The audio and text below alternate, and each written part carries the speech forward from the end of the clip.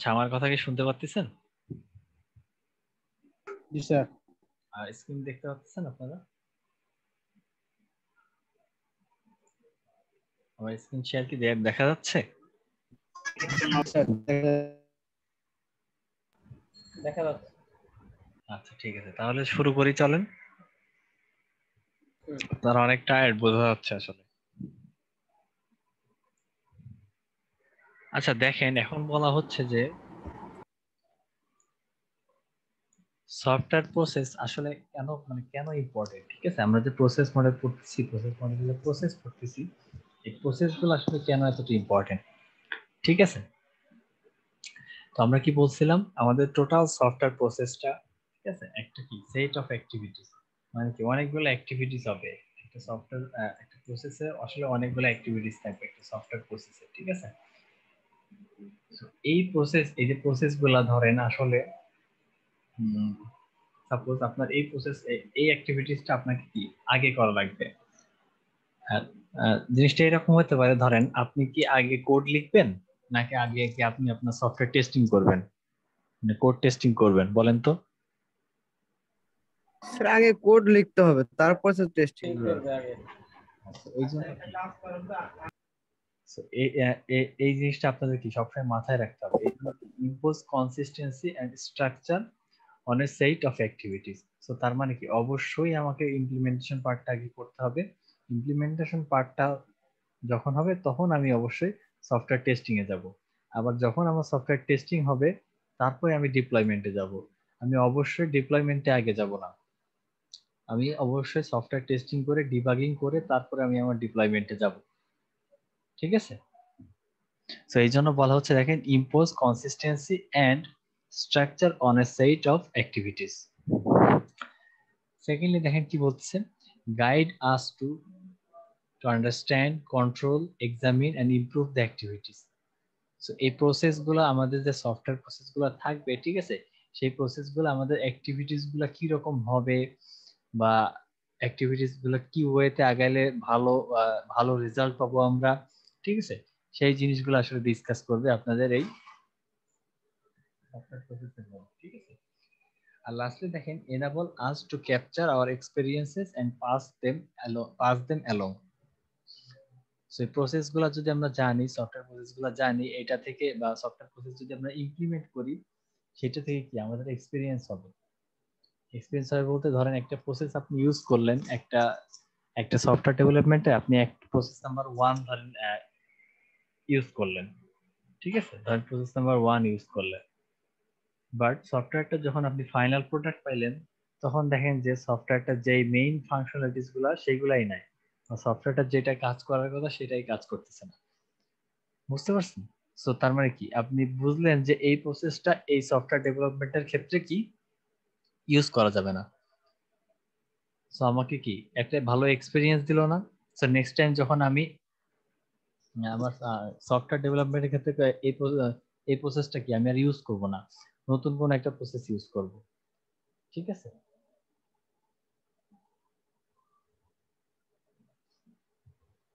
এখন দেখেন what is meant by modelling a process. তার আগে দেখেন প্রসেস মডেল কি বলতেছে। প্রসেস মডেল বলতেছে যে an anticipation of what the process will look like. তো তার মানে আমার প্রসেসটা আসলে কি রকম হবে বা আমার একটা প্রসেসে আসলে কি কি স্টেপ থাকতে পারে সেইটাকে আমরা প্রসেস মডেল দিয়ে ডিফাইন করব। ঠিক আছে, so what the process shall be actually, ঠিক আছে, what the process shall be actually, আমার প্রসেসটা কি রকম হবে বা সেই প্রসেসগুলো আমার সেই প্রসেসের মধ্যে আসলে কি কি স্টেজগুলো থাকতে পারে।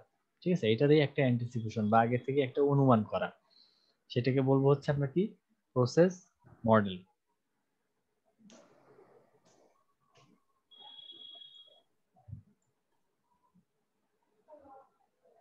এখন দেখেন যে আমরা একটা প্রসেসকে আরো মডেল করব। ঠিক আছে, একটা প্রসেস মানে কি জন্য আমাদের কি মডেল করা মানে করা করা উচিত। এই সিম্পল বাংলা কথা দেখেন, to form a common understanding. ঠিক আছে, কমন আন্ডারস্ট্যান্ডিং বলতে কি, ওই যে আপনাদেরকে আগে এক্সাম্পল দিয়েছিলাম যে একটা সফটওয়্যার বানানোর ক্ষেত্রে ধরেন এক এক ডেভেলপার এক একটা কথা বলতেছে। সো ধরেন আপনারা কেউ কি ওয়েব ডেভেলপমেন্ট করছেন কোনোদিন জি কখনো? স্যার। আচ্ছা ধরেন ধরেন ওয়েব ডেভেলপমেন্টের ক্ষেত্রে আপনি একটা ওয়েবসাইট বানাবেন। সো এক একজন ডেভেলপার এক এক কথা বলতেছেন, কেউ বলতেছে নোড.জেএস ইউজ করতে, আবার কেউ ধরেন বলতেছে লারাভেল ফ্রেমওয়ার্ক ইউজ করতে, ঠিক আছে। আবার কেউ কেউ বলতেছেন না আমরা কোনো ফ্রেমওয়ার্ক ইউজ করব না, আমরা direct HTML CSS JavaScript PHP এগুলা দিয়ে আমরা একটা ওয়েবসাইট বানিয়ে ফেলবো, ঠিক আছে। সো এইরকম এক একজন এক এক রকম মতামত দিলে তো হবে না আসলে। সো আমাদের একটা কমন আন্ডারস্ট্যান্ডিং আসতে হবে, ঠিক আছে। তো এই জন্য এটা বলা হচ্ছে to form a common understanding. এরপরে দেখেন কি বলতেছে, to find inconsistencies, redundancies and omissions. আমার প্রসেসে যদি একই কাজ আমি বারবার করি, যেমন ধরেন আপনি একটা ফাংশনের উপরে টেস্টিং চালালেন বা একটা ফাংশন ডিবাগিং করলেন, ঠিক আছে। এরকম অনেকগুলো ফাংশন ডিবাগিং করলেন আলাদা আলাদা।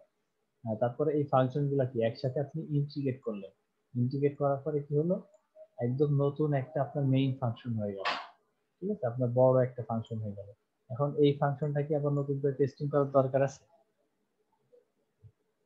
বলেন তো।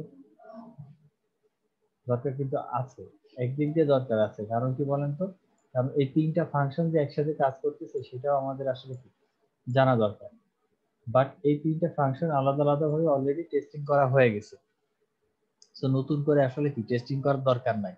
তো সেই জন্য কি এটা একটা রিডান্ডেন্ট কাজ হয়ে যাবে না? কারণ কি আমি অলরেডি একবার আমার ফাংশনগুলো টেস্ট করা হয়ে গেছে, একবার ফাংশনগুলো ডিবাগিং করা হয়ে গেছে।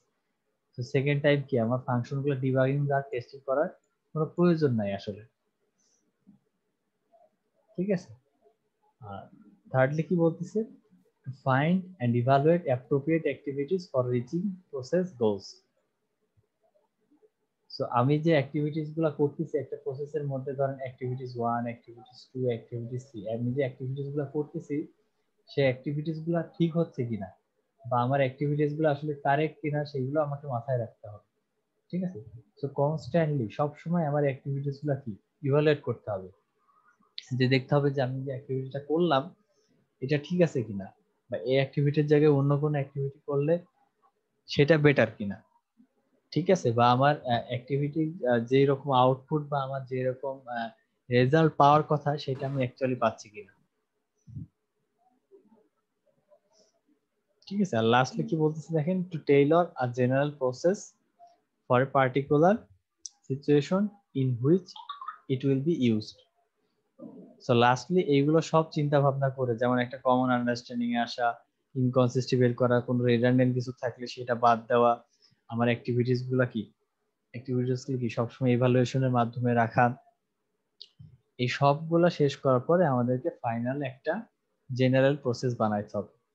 যখন আমি আমার এই উপরে 3টা পয়েন্ট ওভারকাম করে ফেলতে পারবো, ও 3টা পয়েন্ট সলভ করে ফেলতে পারবো, তখন আমি কি একটা জেনারেল প্রসেসে চলে আসতে পারবো, যেটা দিয়ে আমি আমার কি সফটওয়্যার ডেভেলপমেন্টে যাইতে পারবো বা সফটওয়্যার বানানো শুরু করতে পারবো।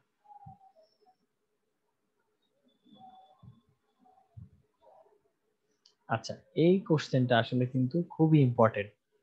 আপনি যদি কখনো ইন্টারভিউতে যান, আপনি যদি একজন সফটওয়্যার ইঞ্জিনিয়ার হিসেবে অথবা একটা ওয়েব ডেভেলপার হিসেবে আপনি যদি কোনো সফটওয়্যার ইন্ডাস্ট্রিতে যান ইন্টারভিউর জন্য, ম্যাক্সিমাম টাইমে এই কোশ্চেনটা করা হয়ে থাকে। সেটা কি, সেটা হচ্ছে এসডিএলসি কি? কেউ কি বলতে পারেন এসডিএলসি কি? Software development system life cycle. Development life cycle.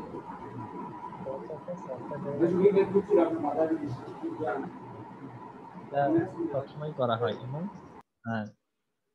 আপনার ইন্টারভিউ জিজ্ঞাসা করা হবে যে software development life cycle steps গুলো আসলে কি কি, ঠিক আছে। তো দেখেন software development life cycle steps গুলো আপনার কি আগে কখনো পড়ছেন? জি স্যার পড়ছিলাম, মনে ডিপ্লোমাতে পড়ছে স্যার, ডিপ্লোমাতে পড়ছিলাম কিন্তু স্যার মনে নাই এখন। আচ্ছা তাহলে আমরা একটা একটু চক্র আকারে। হ্যাঁ হ্যাঁ, এইরকম চক্র আকারে সাধারণত দেয়, ঠিক আছে। জি এটার স্যার, পরে এটা, এটার পরে এটা, এইভাবে। জি স্যার, জি স্যার, জি স্যার, এরকম ছিল স্যার। হ্যাঁ, সো আমরা হালকা একটু ওভারভিউ নেই, ঠিক আছে। সো ফার্স্ট স্টেপটা হচ্ছে okay sir. Software development life cycle requirement analysis and definition. তো এটা মানে কি বোঝাচ্ছে, এটা মনে হচ্ছে আপনার সফটওয়্যারটা ডিফাইন করতে হবে আগে, যে সফটওয়্যারে কি কি ইনপুট থাকবে, কি কি আউটপুট থাকবে, বা সফটওয়্যারের মেইন কাজটা কি। ঠিক আছে।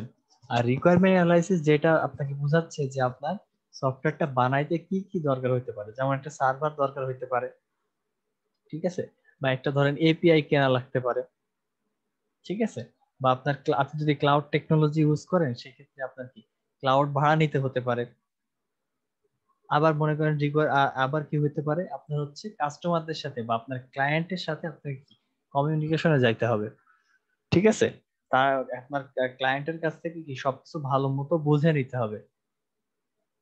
কারণ কি, আপনি যদি তাদের কাছে ভালো মতো না বুঝে আপনি যদি আপনার সফটওয়্যার ডেভেলপ করে ফেলেন, পরে দেখলেন যে ক্লায়েন্ট আসলে এটা চাই নাই বা এটা তার পছন্দ হয় নাই, তো সেক্ষেত্রে কি আপনার, আপনি যা কাজ করছিলেন সবই আসলে বৃথা হয়ে গেল। তো এই জন্য কি আপনার কি রিকোয়ারমেন্ট অ্যানালাইসিস করতে হবে এবং সফটওয়্যারটি ডেফিনেশন করতে হবে। এবার দেখেন সিস্টেম ডিজাইনটা হচ্ছে আসলে একটা ম্যাপ, ঠিক আছে, একটা ম্যাপ বা আর্কিটেকচার ডিজাইন। আর্কিটেকচার ডিজাইনটা হচ্ছে এরকম যে ধরেন ফার্স্টে আমি ধরেন একটা কি আইডি ইনস্টল করব।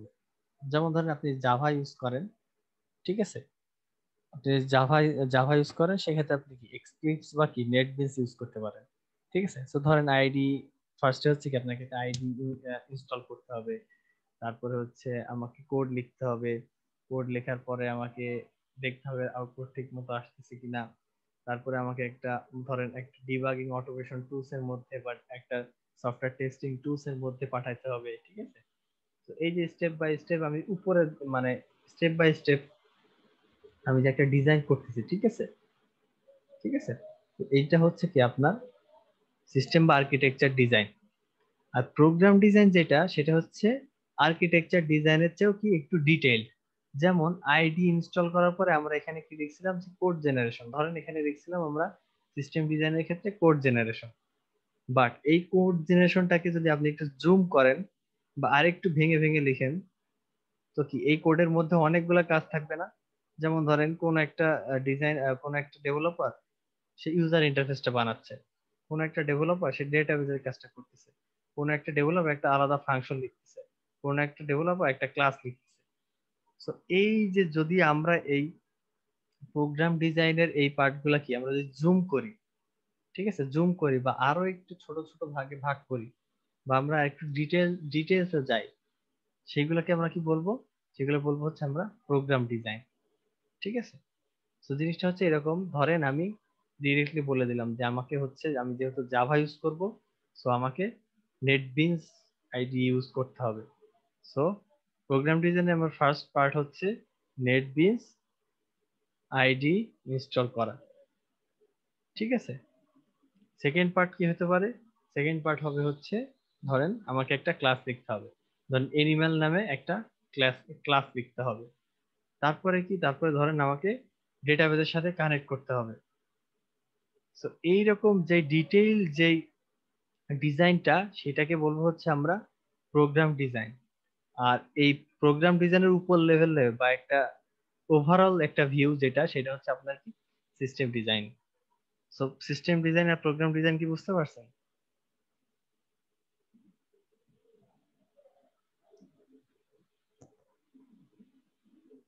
হ্যালো। না স্যার, আরেকটু যদি ক্লিয়ার করতেন সিস্টেম ডিজাইন আর আচ্ছা প্রোগ্রাম ডিজাইনটাকে। আচ্ছা, ঠিক আছে। সো ধরেন আপনাকে একটা সফটওয়্যার বানাইতে দিছে, ঠিক আছে।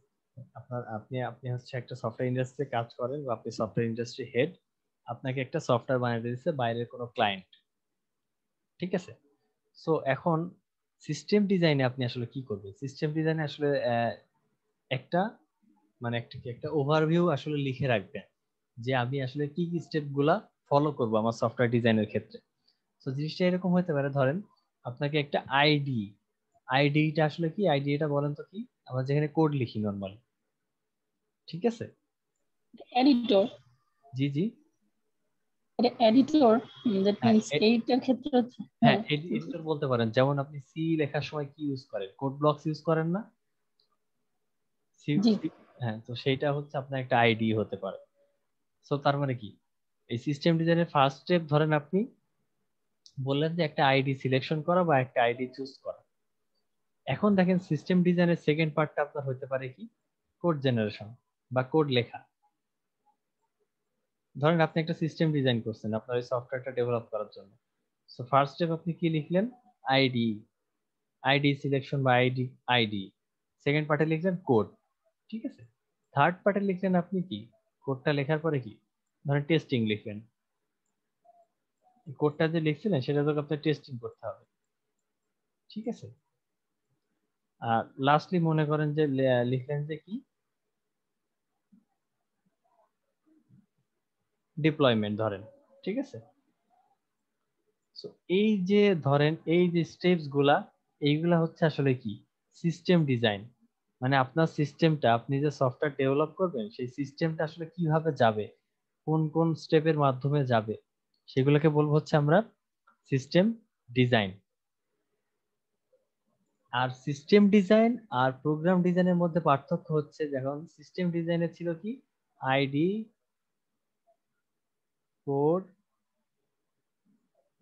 টেস্টিং, আর কি ছিল বলেন তো, ডিপ্লয়মেন্ট। এটা কি আপনার সিস্টেম ডিজাইনের মধ্যে ছিল।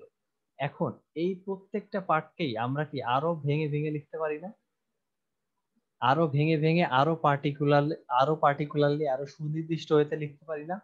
কারণ কি দেখেন, আপনি চিন্তা করছেন যে আপনি জাভা ল্যাঙ্গুয়েজ ইউজ করবেন। সো জাভা ল্যাঙ্গুয়েজ ইউজ করার জন্য আপনার আইডি থাকতে পারে কি, নেটবিনস, ধরেন নেটবিনস আর কি এক্লিপস। সো এই প্রোগ্রাম ডিজাইনে এসে আপনি আসলে চুজ করবেন যে আপনি যেহেতু জাভা ইউজ করতেছেন, তো আপনি নেটবিনস ইউজ করবেন নাকি এক্লিপস ইউজ করবেন। তো ধরেন আপনি এক্লিপস ইউজ করলেন, তো বলে রাখলেন যে হ্যাঁ, আমার কোড লেখার জন্য বা আমার এডিটর হিসেবে আমি কি এক্লিপস ইউজ করব, গেল। এরপরে কি, এরপরে মনে করেন যে আপনি সিস্টেম ডিজাইনের কোড পার্টে আসলেন, ঠিক আছে। তো কোড, আপনি একটা সফটওয়্যার বানাবেন, so আপনার কোড তো আসলে হিউজ হবে, ঠিক না, কোড তো আসলে হিউজ একটা কোড হবে। সো আপনি এগুলোকে ছোট ছোট মনে করেন যে ভাগ করলেন, ভাগ করলে কি, ধরেন আপনার কোডের মধ্যে থাকবে ফাংশন নাম্বার 1, ঠিক আছে। আপনার কোডের মধ্যে থাকবে মনে করেন যে ফাংশন নাম্বার 2, আপনার কোডের মধ্যে থাকবেন ধরেন যে ইউজার ইন্টারফেস ডিজাইন, ইউআই, ঠিক আছে। তো এই কোড পার্টটাকেও কি আপনি আরো ছোট ছোট কিছু পার্টে করতেছেন না, ডিভাইড করতেছেন না। এখন ধরেন আপনি আসলে টেস্টিং এ আপনি সিলেক্ট করলেন যে আমি আসলে ধরেন এই ধরেন অটোমেশন টুল এক্স ইউজ করব।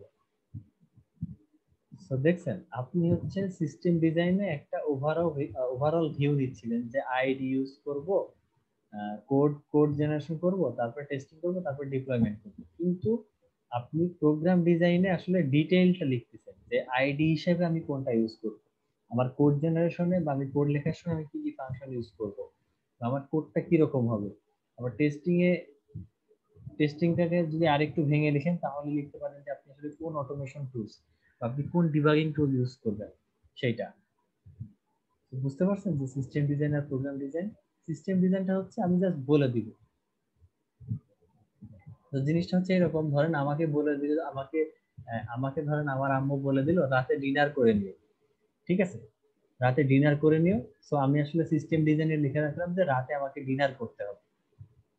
বাট প্রোগ্রাম ডিজাইনে যেটা হবে, প্রোগ্রাম ডিজাইনে আমি মনে মনে ডিজাইন করে রাখবো যে রাতে আমাকে ধরেন মুরগির মাংস, লাল শাক আর ডাল দিয়ে ভাত খেতে হবে। এটা হচ্ছে আপনার প্রোগ্রাম ডিজাইন, মানে কি আরেকটু ডিটেইলড ওয়ে। এখন কি বুঝতে পারছেন সিস্টেম ডিজাইন আর প্রোগ্রাম ডিজাইনের মধ্যে পার্থক্য? জি জি স্যার, জি। Clear sir. আচ্ছা, এরপরে দেখেন এরপরে স্টেপটা কি আসে সফটওয়্যার ডেভেলপমেন্ট লাইফ সাইকেলে, সেটা হচ্ছে আপনার রাইটিং প্রোগ্রামস। রাইটিং প্রোগ্রামস পার্টটা কি, রাইটিং প্রোগ্রাম হচ্ছে আপনি যেখানে কিবোর্ডে চাপ দিয়ে মেইনলি কোডটা লিখেন, ঠিক আছে, ওইটাই হচ্ছে আপনার রাইটিং প্রোগ্রাম পার্টটা। আর আপনার কোডটা লেখা হয়ে যাওয়ার পরে আপনি হচ্ছে কোডটা টেস্টিং করেন। টেস্টিং করা বলতে কিরকম টেস্টিং হতে পারে, যে ধরেন আপনি ফাংশন 1 লিখছিলেন, ফাংশন 2 লিখছিলেন, সো এখন এই দুইটা ফাংশনকে আপনি একসাথে করে মার্জ করে রান করাইতে চান। সো আপনার এইটা হচ্ছে কি বলেন তো, এটা হচ্ছে আপনার আসলে এটাকে বলা হচ্ছে ইন্টিগ্রেশন টেস্টিং। ঠিক আছে, দুইটা আলাদা আলাদা পার্টকে একসাথে করে সেটাকে রান করা। ধরেন ফাংশন 1 আছে আর ফাংশন 2 আছে। তো আপনার কাজ কি, কাজ হচ্ছে এই ফাংশন দুটাকে একত্রে করে, ধরেন নেম হলো ফাংশনের f3। তো আপনার কাজ হচ্ছে এই ফাংশনটা ঠিকমতো রান করে কিনা, বা এই ফাংশনটা ঠিকঠাক যেটা করার কথা সেটা ঠিকঠাক করতেছে কিনা সেগুলো চেক করা, অথবা আপনার প্রোগ্রাম ঠিকমতো রান করতেছে কিনা, কোনো এরর আসতেছে কিনা, এই সবগুলোকে বলে হচ্ছে আসলে আপনার টেস্টিং। ঠিক আছে, এখন আপনার টেস্টিং যদি হয়ে যাওয়ার পরে আপনার যদি কোনো এরর না থাকে, সেক্ষেত্রে আপনি চলে যাবেন হচ্ছে সিস্টেম ডেলিভারিতে বা ডিপ্লয়মেন্টে। ঠিক আছে, ডিপ্লয়মেন্টটা বলতে কি, ডিপ্লয়মেন্টটা হচ্ছে রান করা, বা আমরা ওয়েবসাইট ডিজাইনের ক্ষেত্রে বলতে পারি ডিপ্লয়মেন্টটা হচ্ছে সার্ভারে হোস্ট করা। ঠিক আছে, আপনি সার্ভারে হোস্ট করে দেখেন যে আসলে রান করতেছে কিনা, এটা হচ্ছে আসলে ডিপ্লয়মেন্ট। আর যখনই দেখতেছেন যে আপনার ওয়েবসাইট রান করতেছে বা আপনার সফটওয়্যার পারফেক্টলি ডিপ্লয়েড হয়ে গেছে, তখন আপনাকে চলে যেতে হবে কি, রেগুলার মেইনটেনেন্স। ঠিক আছে, রেগুলার মেইনটেনেন্স কি, রেগুলার আপনি চেক করবেন যে আপনার সফটওয়্যারে কোনো প্রবলেম হচ্ছে কিনা, আপনার সফটওয়্যার ডেটাবেজে ডেটা ঠিকমতো সেভ হচ্ছে কিনা, আপনার সফটওয়্যার ইউআই বা গ্রাফিক্যাল ইউজার ইন্টারফেস ঠিকমতো ইন্টারাকশন করতেছে কিনা। ঠিক আছে, এই জিনিসগুলোকে বলবো হচ্ছে আমরা কি, মেইনটেনেন্স। ঠিক আছে, সো এইগুলো হচ্ছে আপনার মেইনলি একটা সফটওয়্যার ডেভেলপমেন্ট লাইফ সাইকেলের স্টেপস গুলো।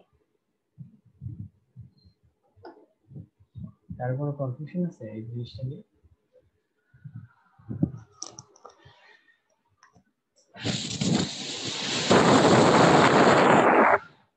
আচ্ছা, কনফিউশন না থাকলে আমরা পরের টপিকে যাব।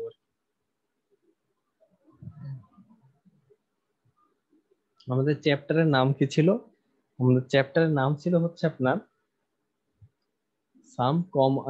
Software process model. ঠিক আছে, চ্যাপ্টারের নাম ছিল হচ্ছে সফটওয়্যার প্রসেস মডেল। তো আসলে এখনো পর্যন্ত বিভিন্ন সফটওয়্যার ডেভেলপার বা বিভিন্ন কম্পিউটার সায়েন্টিস্ট দ্বারা এই এই কয়েক টাইপের আসলে সফটওয়্যার প্রসেস মডেল ডিফাইন করা হয়েছে, যেগুলোর নাম হচ্ছে আপনার waterfall, prototyping, V model, incremental, iterative, spiral, RUP, agile development. ঠিক আছে, এরকম আরো অনেক কিছু আছে আসলে। ঠিক আছে, তো এইরকম অনেকগুলো আসলে সফটওয়্যার প্রসেস মডেল আছে। তো আমরা আসলে আসলে শিখবো কি, আজকে শিখবো হচ্ছে আমরা ওয়াটারফল প্রসেস মডেলটা। ঠিক আছে, আচ্ছা, এখন ওয়াটারফল প্রসেস মডেল, ওয়াটারফল শুনে আসলে কি মনে হয় বলেন তো? ওয়াটারফল তো না, তো বৃষ্টি বোঝাইছে। ওয়াটারফল আসলে এই ওয়াটারফল ওই রকম ওয়াটারফল না, বুঝছেন? রেইনিং মানে নরমালি আসলে বৃষ্টি বোঝায়, বাট আপনি কি কখনো ইয়া দেখছেন, আহ, কোনো ঝিরি দিয়ে বা পাহাড় থেকে কি ঝর্ণা ঝর্ণা থেকে পানি পড়তে দেখছেন? জি স্যার। জি স্যার। তো ধরেন একটা জিনিস, ধরেন আপনার এটা, ধরেন আপনার ঝর্ণা। ঠিক আছে, এইটা ধরেন আপনার ঝর্ণার উৎস, এই উপরের জায়গাটা, আর এটা হচ্ছে মাটি থেকে এত দূরে আছে। তো যখন পানিগুলো পড়ে এইভাবে এইভাবে পড়ে না, গড়িয়ে গড়িয়ে এইভাবে স্টেপ বাই স্টেপ এইভাবে পড়ে না, বলেন তো? পানিগুলো এইভাবে পড়ে না, তারপরে নিচে আসে না? যদি এটা আপনি একটা পাহাড় চিন্তা করেন, তাহলে পানিগুলা কি এরকম স্টেপ বাই স্টেপ এইভাবে আসে না? পাথরের পর পাথর বেয়ে বেয়ে পড়ে না পানিগুলো একদম নিচে? জি স্যার বলেন। হ্যাঁ, so এই জিনিসটাকে আসলে বলা হচ্ছে কি, ওয়াটারফল। ঠিক আছে, এই জিনিসটাকে বলা হচ্ছে আসলে ওয়াটারফল মডেল। বুঝতে পারছেন? তো তাহলে কি হবে, তাহলে এটাকে যেহেতু ওয়াটারফল মডেলের সাথে চিন্তা করা হচ্ছে, তার মানে কি, উপর থেকে পানি ছেড়ে দেওয়া হচ্ছে, সেটা স্টেপ বাই স্টেপ একটা পাথর পর একটা পাথর পর একটা পাথরের পর এভাবে কি সবগুলো ক্রস করে ফাইনালি সে এসে নিচে পড়তেছে। সো এইখানেও এই এই সেম আইডিয়াটা আসলে ইউজ করা হয়েছে আপনার ওয়াটারফল মডেল। ঠিক আছে, সো দেখেন, সো ওয়াটারফল মডেলের ফার্স্ট স্টেপটা কি হচ্ছে, রিকোয়ারমেন্টস অ্যানালাইসিস। ঠিক আছে, রিকোয়ারমেন্টস তার মানে কি, আপনাকে ফার্স্টলি রিকোয়ারমেন্টস অ্যানালাইসিস কি বলছিলাম, ক্লায়েন্টের সাথে ভালোভাবে তাদের চাওয়া পাওয়াগুলো বুঝে নিতে হবে, বা ক্লায়েন্ট আসলে সফটওয়্যারে কি চায় সেইগুলোকে ঠিক করে নিতে হবে, অথবা আমার কি কি সার্ভার দরকার, আমার কি কি কি ধরনের র্যাম দরকার, আমার কি ধরনের জিপিইউ দরকার। ঠিক আছে, এই জিনিসগুলো আমাকে কি আগেই ডিফাইন করে ফেলতে হবে। রিকোয়ারমেন্টস যখন শেষ হবে তার স্যার বলেন। স্যার এসডিএলসি এর ভিতরে তো আমরা এগুলোই পেলাম। হ্যাঁ, এইগুলোর মধ্যেই পাইলাম, কিন্তু এইচডিএলসি গুলাই এটা হচ্ছে আপনার এই এসডিএলসি কে আরো ডিভাইড করে হচ্ছে এই ডিজাইন প্যাটার্ন গুলো করা হয়েছে আমি কি? না না, এইচডিএলসি আপনার এই স্টেপ গুলাই ছিল, কিন্তু এইচডিএলসি আর এইটার মধ্যে ডিফারেন্সটা হচ্ছে, এইচডিএলসি তে আপনাকে বলে দেওয়া হয়নি যে কোনটার পর কোনটা, বা একটার সাথে কি আরেকটা রান করা যাবে কিনা, কিন্তু এখানে আপনাকে যেটা বলে দিচ্ছে যে আপনার যখন রিকোয়ারমেন্টস অ্যানালাইসিস শেষ হয়েছে তারপরে আপনি সিস্টেম ডিজাইনে আসবেন। ঠিক আছে, আপনি রিকোয়ারমেন্টস অ্যানালাইসিস শেষ করার আগে কখনোই সিস্টেম ডিজাইনে আসতে পারবেন না। ঠিক আছে, আবার দেখেন, আপনাকে, আপনি যদি কোডিং স্টেপে আসতে চান তাহলে আপনাকে অবশ্যই প্রোগ্রাম ডিজাইন করে আসতে হবে। ঠিক আছে, প্রোগ্রাম ডিজাইন ন্যাচারালি তো এটাই হয়। না, সব সময় হয় না, কারণ আপনাকে একটা জিনিস বলি, কোন স্যার এই মডেলে গেলে স্যার সফটওয়্যার সাকসেসফুলি উঠবে না স্যার? হ্যাঁ, এই মডেলটা আসলে আমার কাছেও এই মডেলটা আসলে ভালো লাগে না, এই মডেলটা খুব একটা ইফেক্টিভ বা খুব একটা ভালো মডেল না।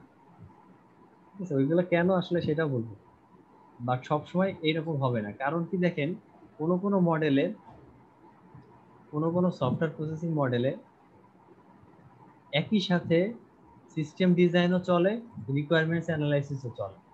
ঠিক আছে, এটা আপনি আসলে জানেন না।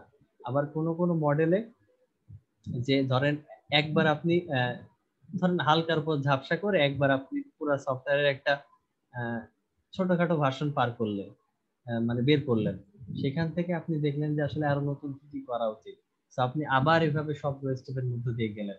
ঠিক আছে, বাট ওয়াটারফল মডেলে এটা করা পসিবল না, বুঝতে পারছি।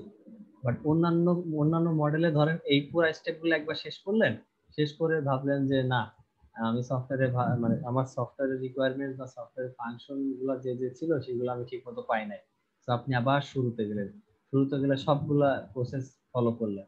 ঠিক আছে, অন্যান্য সফটওয়্যার মডেলে এই জিনিসটা ফলো হইতে পারে, বাট ওয়াটারফলে এটা কখনোই হবে না। ওয়াটারফলে আপনাকে পুরোপুরি ভাবে একদম কমপ্লিটলি রিকোয়ারমেন্ট অ্যানালাইসিস করতে হবে, তারপরে আপনি সিস্টেম ডিজাইনে যাবেন।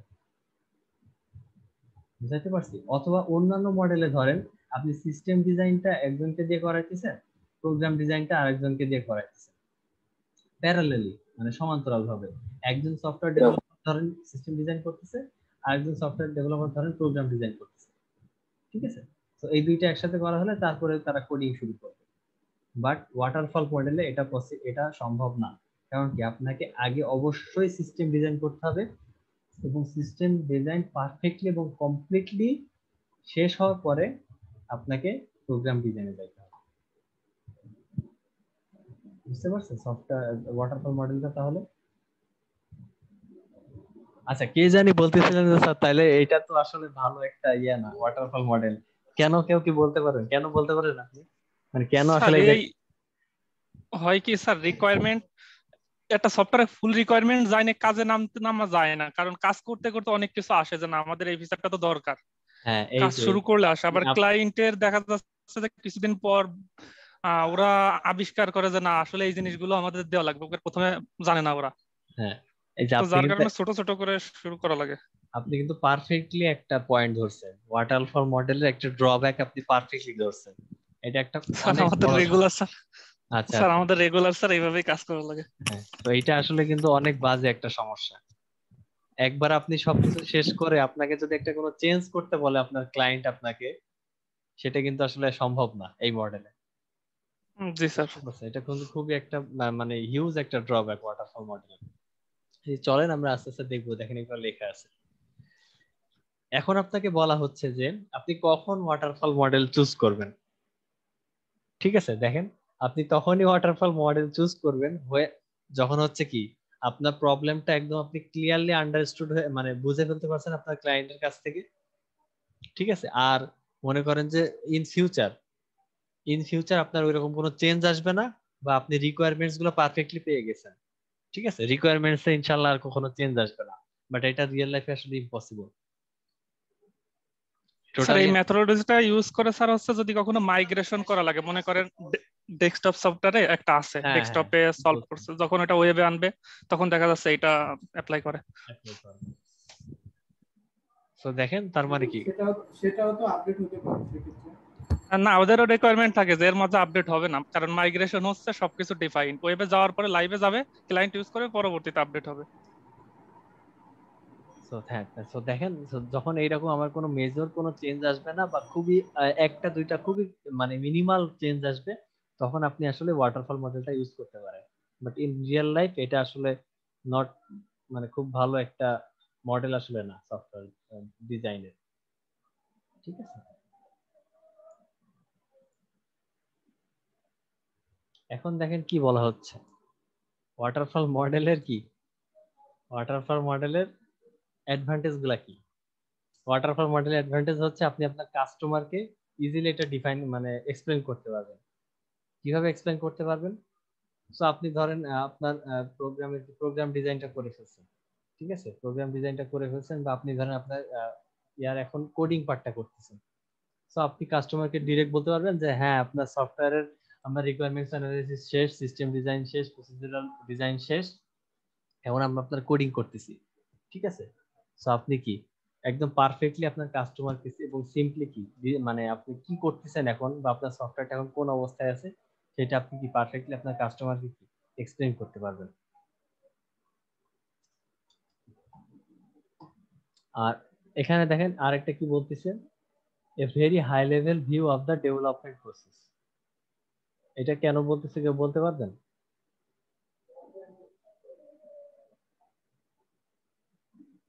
মানে কি এখানে হচ্ছে আসলে খুব ডিটেইল জিনিসপত্র বলা হচ্ছে না, ওয়াটারফল এই মডেলে কি খুব ডিটেইল জিনিসপত্র বলা হচ্ছে না, একদম উপর থেকে একটা ধারণা দিয়ে দেওয়া হচ্ছে, ঠিক আছে, আপনার কাস্টমারকে একটা উপর থেকে একটা ধারণা দিয়ে দেওয়া হচ্ছে, সেই জন্য আসলে বলা হচ্ছে a very high level view of the development process, ঠিক আছে। আর আরেকটা অ্যাডভান্টেজ হচ্ছে দেখেন সিকোয়েন্স অফ প্রসেস অ্যাক্টিভিটিস। আপনি যেমন একটা সুন্দর সিকোয়েন্সের মধ্যে দিয়ে কি একটা সুন্দর সিকোয়েন্সের বা সিকোয়েন্স অফ স্টেপস এর মধ্য দিয়ে আমরা আমাদের ওয়াটারফল মডেলটা কি ইমপ্লিমেন্ট করতেছি।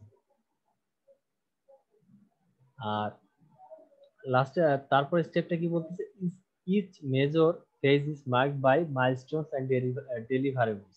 তার মানে কি এই ওয়াটারফল মডেলে আপনি যখন কোডিং পার্টে চলে আসছেন তখন কিন্তু আপনাকে আর আসলে ব্যাক যাওয়া লাগতেছে না, বাট অন্যান্য মডেলে কি আপনাকে ব্যাক যাওয়া লাগতে পারে, ঠিক আছে। তো আপনি যখন একটা ধরেন এই কোডিং স্টেপ আপনি চলে আসছেন, তার মানে কি আপনার প্রোগ্রাম ডিজাইন পর্যন্ত শেষ। তো আপনি যখন কোডিং স্টেপে চলে আসছেন তখন কি আপনাকে আর প্রোগ্রাম ডিজাইনে ব্যাক করা লাগবে না। তো তার মানে কি আপনি এখানে একটা মাইলস্টোন দিয়ে রাখলেন, বা এখানে রিমার্ক করে রাখলেন যে আমার প্রোগ্রাম ডিজাইন পর্যন্ত আসলে কাজ শেষ, আমার প্রোগ্রাম আর কখনো আমাকে সিস্টেম ডিজাইন আর রিকোয়ারমেন্টস অ্যানালাইসিসে ব্যাক করা লাগবে না। তো এটা একটা আসলে আপনার ওয়াটারফল মডেলের অ্যাডভান্টেজ। আচ্ছা, মিটিং এর টাইম শেষ হয়ে যাচ্ছে, আপনারা কাইন্ডলি একটু সেম মিটিং এ রিজয়েন দিন, ঠিক আছে, আমি মিটিংটা শেষ করে দিচ্ছি। সো আমরা হচ্ছে অ্যাডভান্টেজ পর্যন্ত দেখলাম, ঠিক আছে, এরপর আমরা হচ্ছে ড্রব্যাকে যাব। আমি মিটিংটা শেষ করে দিচ্ছি, আপনারা সেম লিংকে একটু রিজয়েন দেন।